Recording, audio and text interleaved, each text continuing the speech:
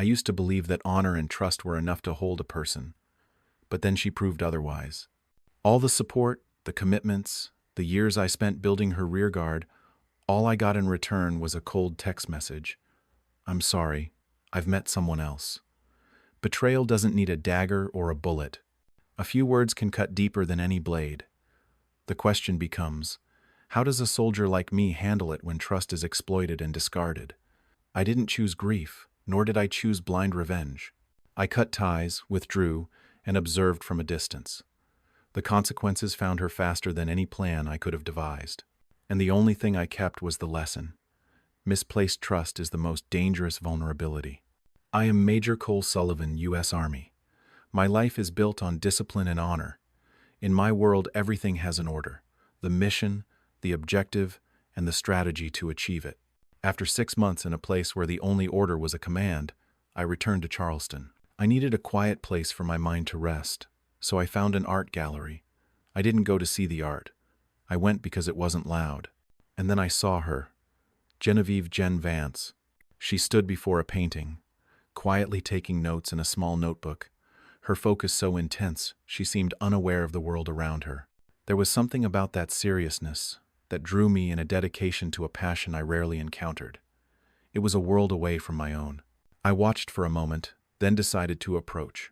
"What's special about this one?" I asked, my voice low enough not to startle her. Jen looked up, a little surprised, but then her eyes lit up. When she began to explain, her voice wasn't dreamy. It was articulate, logical. She turned the chaos of colors into an ordered narrative, pointing out every intention of the artist. I respected that. One question led to a conversation, and that conversation led to more. We started talking regularly. I spoke of my life in measured terms. She, in contrast, spoke of her dream with unbridled passion. A master's program in art conservation in New York, a clear objective. "So, what's the next step in the plan?" I asked. That's when the smile faded from her lips. She spoke of the obstacle. There's always an obstacle. Hers was a matter of logistics. Money. The tuition and cost of living were a wall she couldn't breach on her own. I listened, and my mind automatically began to sort the data. It was no different from analyzing a situation in the field. The objective was clear: Jen's degree. The obstacle was a simple but solid wall: funds, and the resources to overcome it.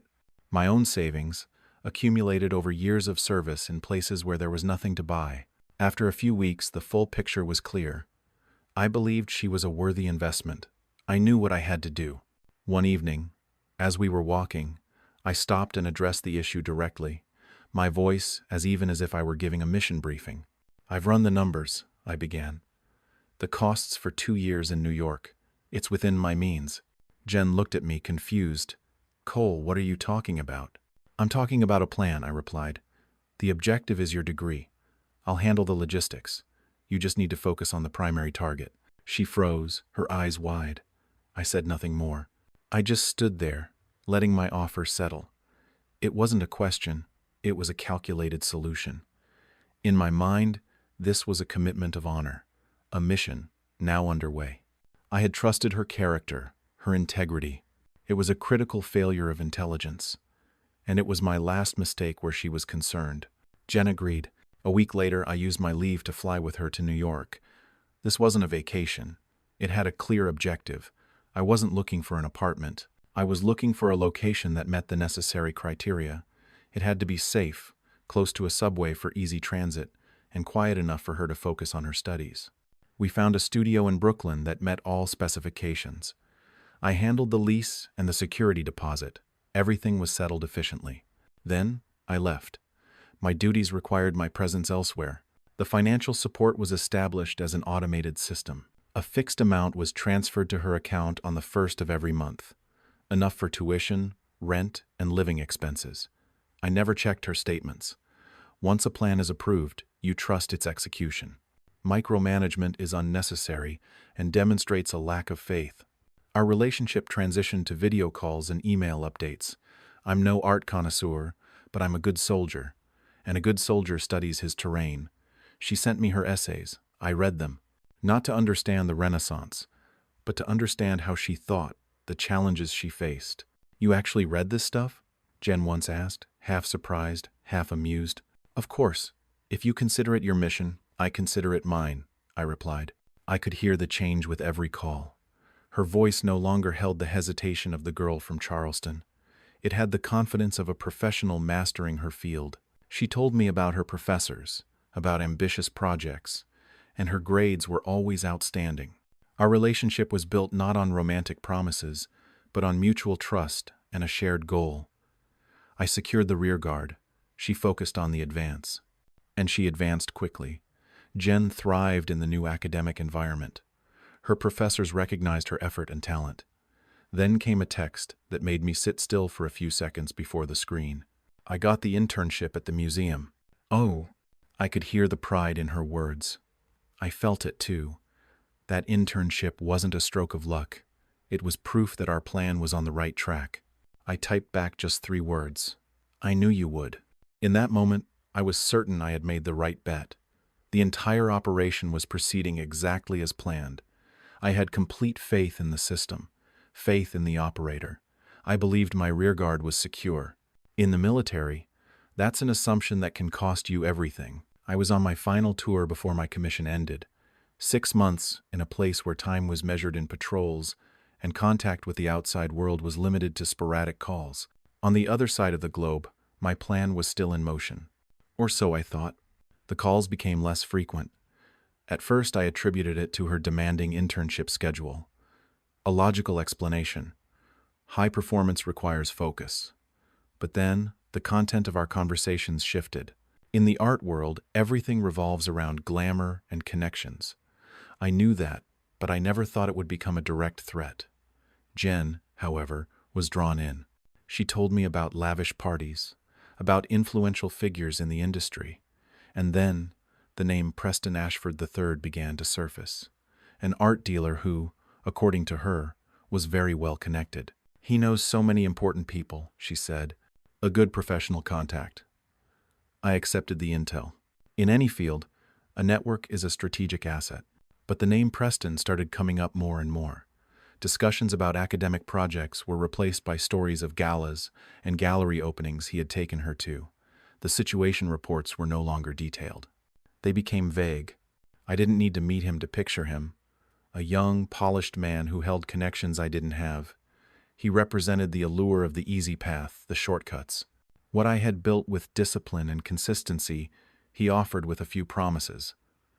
I noticed the change in Jen's voice over the screen. She mentioned him more. It wasn't just about her studies and projects anymore, but about opportunities, about new doors. I didn't intervene. A soldier knows. Some battles cannot be prevented, only observed to determine when they will conclude. I felt a sense of unease, a small warning signal that combat experience had taught me never to ignore. But I dismissed it. I had invested too much in this plan to accept the possibility of it going off course. I held on to logic. She was building her career. This was part of the process. The 6 months ended. I sat on a military transport flight home, tired but satisfied. The overseas mission was complete. Mission Genevieve was also nearing a successful conclusion. I had already planned to fly straight to New York. When the plane landed and I turned on my phone, a message was waiting. I scrolled through the notifications, then stopped. It was from General. It was very brief. I'm sorry. I've met someone else. Don't contact me again. The phone in my hand suddenly felt heavy. The noise of the soldiers around me seemed to fade away. I read the message again, and then a third time, not to find a different meaning, but to confirm the data. I didn't feel anger, not pain, just a cold stillness that settled over me, as if a switch in my head had been flipped to a different setting. My brain began to process the new information. The situation has changed. The mission has failed. The relationship is terminated. All emotion is secondary. Action is the priority. I opened the reply, my thumb moving with precision. Roger that. Then I blocked her number. The taxi left the airbase. I wasn't going home. In my mind, a checklist of necessary actions had already formed, clear and prioritized. I took out my phone. The first call was to the bank. I need to cancel a recurring monthly transfer, I said when I was connected. My voice was flat, devoid of emotion. Yes, sir. Let me pull that up. I provided the necessary details. Account numbers, recipient's name, the amount. No explanation. This was a transaction, not a confession. It's confirmed, sir. The transfer has been canceled. No further payments will be made next month. Thank you, I said, and hung up. Objective 1. Complete. The primary supply line was cut. Next, the apartment lease. I opened my email, found the contract I had saved nearly 2 years ago. I reviewed the early termination clause, forfeiture of the security deposit and a possible penalty fee, an acceptable loss to sever all legal ties. I composed a new email to the property management company in Brooklyn. It was brief, professional, and to the point. I cited the contract clause, stated that I would no longer be responsible as the guarantor after the current month, and requested instructions for the necessary procedures. Sent. Objective 2. Complete. Legal liability contained. Finally, I did a full system sweep. Her emails were routed to a filter that deleted them automatically. Any shared social media accounts were deactivated. I deleted all photos, not out of heartbreak, but because they were now irrelevant data, a system purge. By the time the taxi pulled up to a temporary hotel, it was all done. The entire process had taken less than 30 minutes. There was no chaos, no rage, just a sequence of operational necessities. When it was finished, I closed my laptop and leaned back. Outside the window, clouds drifted by in cold gray patches. I knew with certainty, from this moment on, the name Jen was no longer in my orbit. The silence lasted exactly 1 week. I knew it wouldn't last forever. In any conflict, after one side withdraws, the other probes. I wasn't surprised that her first reaction was disorientation. Someone accustomed to living on logistical support doesn't adapt easily when the supply line is cut overnight. But I didn't expect her to let Preston convince her to step onto a battlefield where I was more at home than anyone. Legal warfare. It wasn't a text. It was an email, formal, from a law firm in New York. The subject line was clear. Cessation of financial support for Miss Genevieve Vance. I read the email twice, not because I was shocked, but to analyze the enemy's tactics. The language was crafted to sound professional while being threatening. It spoke of reasonable expectation, of how I had created a situation of financial dependency, and how the sudden termination of support had caused severe economic and emotional distress to their client. The final section was the demand. Continue paying her rent and provide a living stipend for 1 year, plus a compensation payment of $20,000. Otherwise, they would pursue all necessary legal action. Standard intimidation tactics.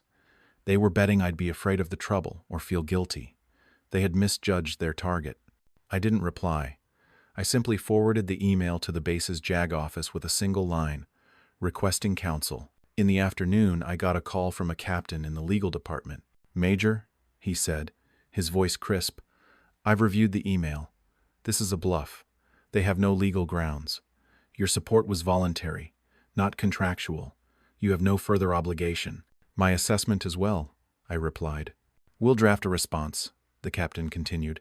"It will state your position, affirm that all obligations have been met, and that any further legal action will be considered frivolous and met with a countersuit. We'll handle it." "Good. Thank you, Captain." The response was sent by the end of the day. Its language was cold, legal, and airtight. It was a wall of steel. That was the end of her first attempt. A wall of steel. But the desperate always find another way. Preston didn't want to pay for a dream out of his own pocket. He needed Jen to play the victim to burnish his own reputation, and Jen, reeling, went along with it. This time, it wasn't legal documents. It was public opinion.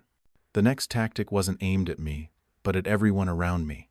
It was a post on an art blog Jen frequented. I didn't find it myself. An old friend sent it to me with a message. "You should see this." I saw it. The title of the post was "The Hero's Shadow." It didn't mention me by name, but the details were meticulously laid out. An army officer who promised to support my dream, who used financial support as a tool of control. The post told the story of a naive young woman helped by a powerful man, only to be cruelly abandoned when she dared to find her own happiness. It was a masterfully crafted piece, written in an emotional language designed to evoke sympathy. It cast her as the victim and me as a silent abuser. I finished reading, closed my laptop, and felt nothing. No anger, no desire to set the record straight. This was information warfare, and the best way to counter it is not to engage. Any response from me would only add fuel to the fire, validating her narrative. My silence was the most effective weapon. The blog post spread faster than she thought. The academic art world isn't large. Within a few days, most people in her network had heard of it. But the reaction wasn't what she expected. No one saw her as a victim. They saw someone willing to turn a private matter into a public weapon, uncontrolled and unprofessional.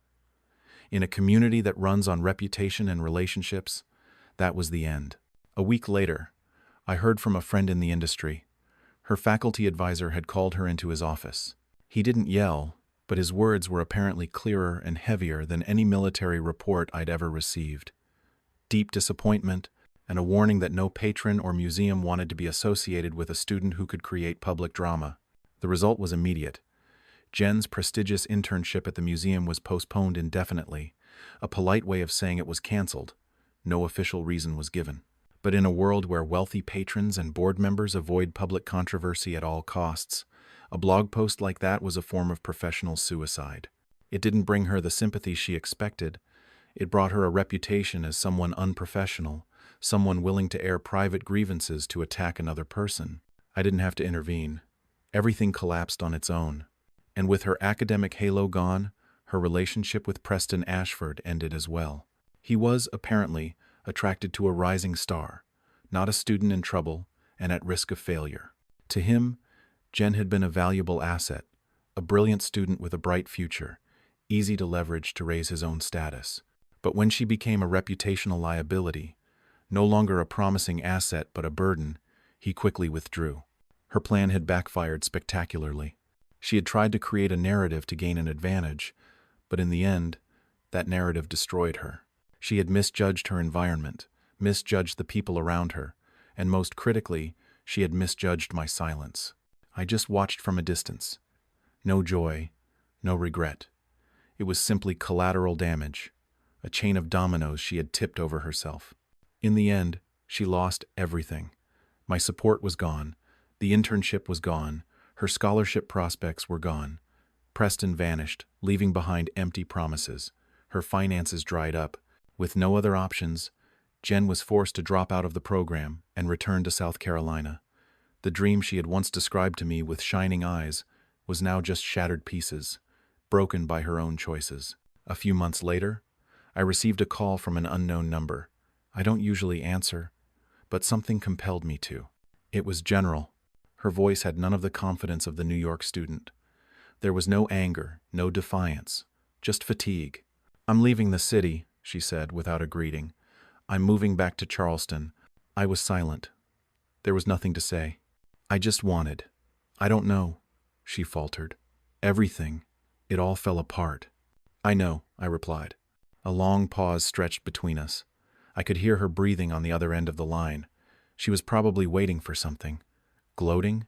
Comfort? Forgiveness? I offered her none of it. "Good luck, Jen," I said, my voice even.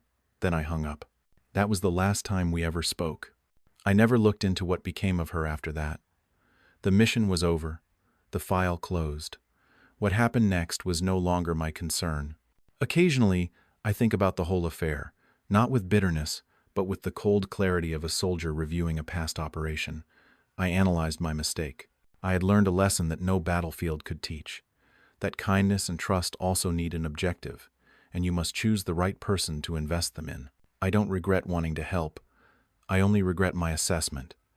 In military terms, it was a failure of intelligence, and that failure has been corrected by experience. The day I put my uniform back on, standing tall before the mirror, I saw it more clearly than ever. The scratch on the shield of my honor had scarred over. It left a mark, but it also made the shield stronger. I had survived a personal battle, and now I was ready for the real ones ahead. My life went on. I finished my commission and received new assignments. Order was restored. I am still Major Cole Sullivan, U.S. Army. I still live by discipline and honor, but now I am wiser. And in my world, wisdom is also a weapon.